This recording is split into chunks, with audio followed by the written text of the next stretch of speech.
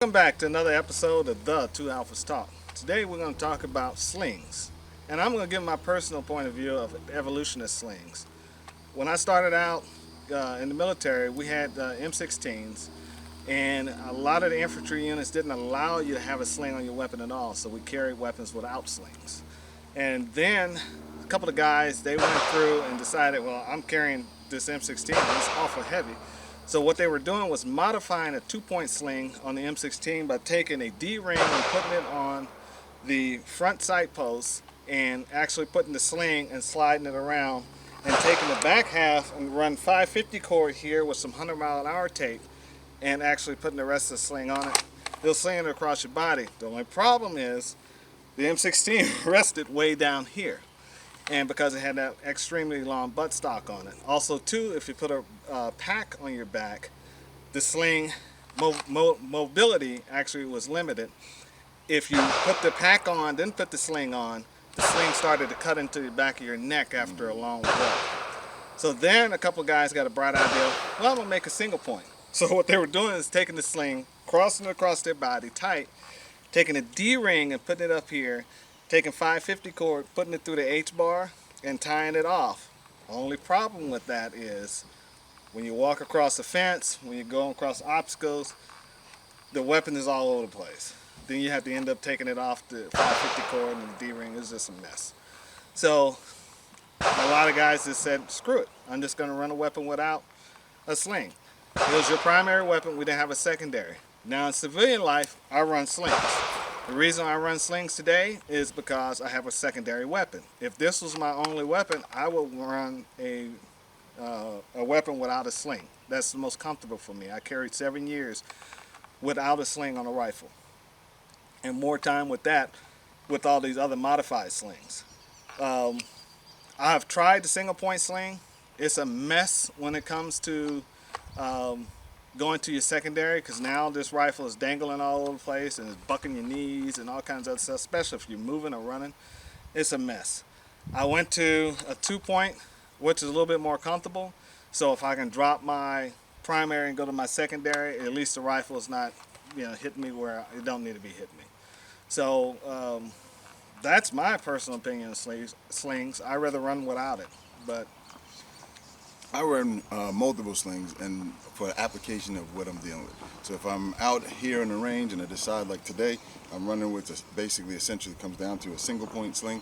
I rotate back and forth. I have 2-point slings on some other semi-auto rifles. I find that for me, the sling is more of an accessory than a necessity. And what I mean by that is I always look to keep positive control of the rifle, meaning I'm always going to have my hand on the gun. That's the way I came up. That's where a lot of the training, my mindset is always, if you're carrying a gun, and it's a rifle, you should be holding it. If I have to sling it, I can let this go down momentarily if I need to use both hands for something, for whatever application. I don't work in that scenario anymore, so I don't foresee being out here on this range where I would have to wind up doing this. So I like to keep positive control of the gun at all times. When I run the 2-point sling, it's similar to what Al just said, and I do virtually the same thing that he's doing. yeah. So slings is a personal It preference. is.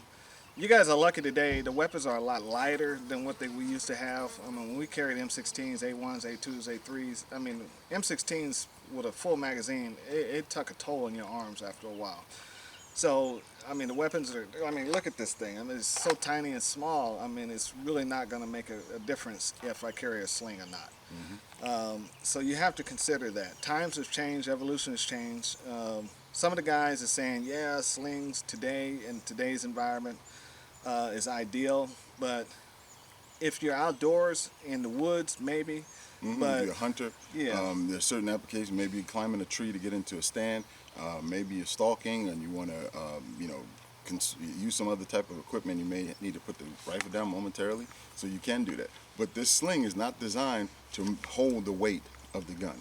It can, but it's not designed to move around and just stay in one place. It doesn't do that. There are many people have come up with solutions where there's Velcro that you could Velcro it to a chest protector. There's legs. I've seen a guy one recently who has a holster, virtually a small SPR.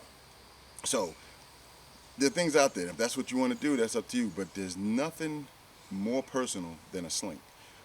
Some people still advocate three-point slings. Now, if you ever see that contraption, it looks like a snare, like you're trying to catch something. So, but if you know what you're doing with it and that's what you like, rock on. And for me, I'm a right-handed shooter, and I never had the need to switch from left to right, carrying my rifle the whole time I was in the military. It was unnecessary. Even doing mount site stuff, I never had to actually do it. So if you have that in your mind, you're thinking that's your fantasy, you're going to be doing that in an urban environment fight. Possibly not, but it's just something to think about. If you just run a primary, you don't have to run a sling because crawling over all this stuff and doing a lot of stuff is just very unnecessary. Yeah, and a lot of times when you look at a sling, what do you think may happen? Because what you think may happen, it may not happen, and it may happen 5 times over. So you have to be prepared and be fluid, so to speak, when it comes to sling and your sling applications. We appreciate everybody supporting us on Instagram and YouTube.